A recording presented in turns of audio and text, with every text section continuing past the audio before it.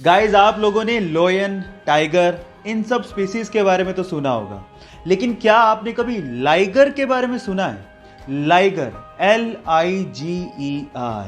अब आप लोग कहोगे कि ये क्या है? डोंट वरी, मैं आपको बताता हूं। जब एक मेल लोयन और एक फीमेल टाइगर आपस में क्रॉस ब्रीडिंग करते हैं तो उससे जो ब्रीड पैदा होती है उसे लाइगर कहते हैं।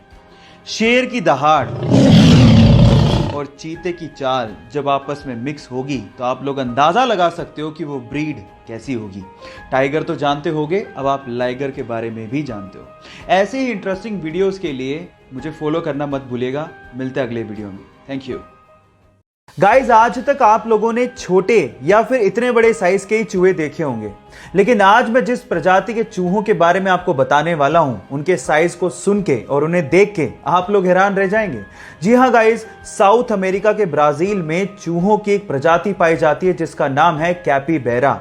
और इस प्रजाति के चूहे लगभग 1 से 1.5 मीटर लंबे होते हैं। जी आप ठीक सुन रहे हैं, 1 से 1.5 मीटर लंबे। और उनका वजन लगभग 60 से 65 केजी होता है, एक सामान्य इंसान के ऑलमोस्ट बराबर। अगर आपके सामने वो चूहा आ जाए तो आप लोग क्या करेंगे? चैट सेक्शन में लिखना मत भूलिएगा। दुबई दुनिया के सबसे अमीर देशों में इसका नाम आता है। यहाँ के लोगों के पास पैसा भी बहुत है।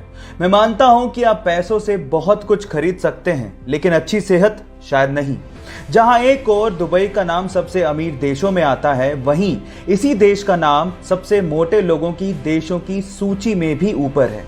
और इसी प्रॉब्लम को दूर करने के लिए वहां की गवर्नमेंट ने अपने मोटे सिटीजन्स के लिए एक स्कीम निकाली है। इस स्कीम के मुताबिक अगर कोई मोटा सिटीजन अपना 1 किलोग्राम वजन कम करता है तो गवर्नमेंट की तरफ से उसे 2 ग्राम सोना दिया जाता है। इससे अच्छा मोटिवेशन और क्या हो सकता है? आपको ये इंटरेस्टिंग फैक्ट जान के कैसा लगा? चैट सेक्शन में लिखना मत भूलिएगा। यूके का एक सिटीजन केन विल्मन ऐसे ही एक दिन बीच में घूम रहा था। अचानक से उसकी नजर एक पीले बदबूदार पत्थर पे पड़ती है। वो उस पीले बदबूदार पत्थर को घर लेके आता है और उसकी जांच करता है। जांचने पर पता लगता है कि ये पीला बदबूदार पत्थर और कुछ नहीं बल्कि व्हेल की एक उल्टी है। और उसके बाद केन विल्मन रातों रात करोड़पति बन जाता है। अब आप लोग कहेंगे कि व्हेल की इस बदबूदार उल्टी के लिए भला इतना पैसा कौन देगा? तो मैं आपको आपकी जानकारी के लिए बता दूं कि व्हेल की इस उल्टी को एम्बर ग्रीस कहा जाता है। और इसी एम्बर ग्रीस का इस्तेमाल करते हुए बड़ी बड़ी परफ्यूम कंपनियां अपना परफ्यूम बनाती हैं। लेकिन वेट, ये परफ्यूम में सुगंधी के लिए इस्तेमाल नहीं होता, बल्कि एम्बर ग्रीस में एक ऑर्डरलेस अल्कोहल होता है जिसका नाम है एम्बरीन। और ये एम्बरीन परफ्यूम को लॉन्ग लास्टिंग बना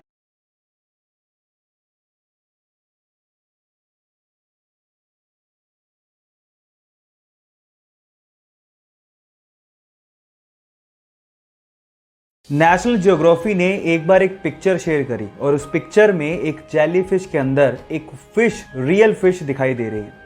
और ये पिक्चर एक्चुअली एक ऑस्ट्रेलियन फोटोग्राफर ने खींची थी। अच्छे से जांच करने पर पता लगा कि जेलीफिश ने उस फिश को खाया नहीं था, बल्कि वो फिश अपनी मर्जी से जेलीफिश के अंदर गई थी। जी हाँ, अक्सर अमूमन समंदर के अंदर फिश ऐसा करती हैं, वो जेलीफिश के अंदर जाती हैं अपने आप को प्रोटेक्ट करने के लिए, ताकि प्रेडेटर्स उन्हें खा नहीं लें। है ना ये अमेजिंग? और उसके अलावा वो उसकी स्पीड को भी अंदर रह के कंट्रोल करती हैं और एक व्हीकल की तरह उसे समंदर में यूज भी करती हैं।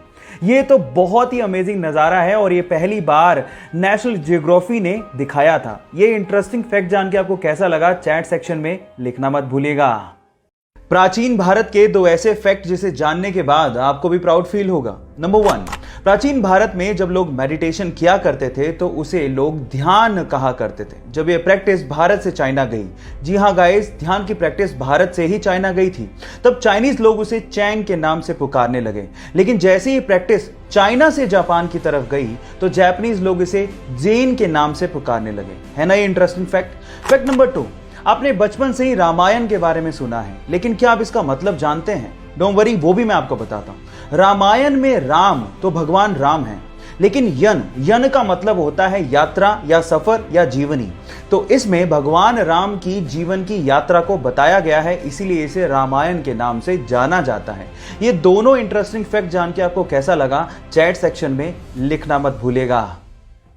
अगर आपका मोबाइल पानी से भीग जाए और आप ये बात सर्विस सेंटर वाले को ना भी बताएं तो भी उसे देखते ही अंदाजा लग जाता है कि आपका मोबाइल पानी से भीगा है। उसके पीछे का रीजन ये है कि मोबाइल में एक व्हाइट कलर का वाटर इंडिकेटर लगा होता है जो कि पानी के कांटेक्ट में आते ही पिंक कलर का हो जाता है, जिससे उसे देखते ही अंदाजा लग जाता है कि आपका मोबाइल पानी से भीगा है, आप चाहे बताएं या ना बताएं।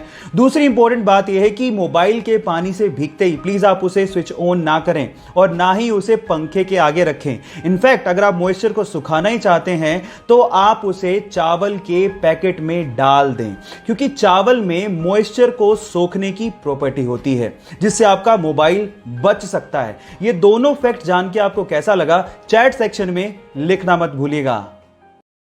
तमिलनाडु के ऊटी के एक फॉरेस्ट ऑफिसर शरद कुमार ने कुछ ऐसा कर दिखाया जिसे देखने के बाद आपको भी ये एहसास होने लगेगा कि इंसानियत अभी भी जिंदा है। जी हां गाइस, शरद कुमार ने नहर में फंसे हुए एक छोटे से हाथी के बच्चे को ना सिर्फ बाहर निकाला, उसे बचाया और साथ ही साथ अपने कंधों पर उसे उठाकर, जी हां गाइस, अपने कंधों पर उसे उठाकर 50 मीटर का सफर तय करके उसे उसकी मां के पास पहुंचाया भी।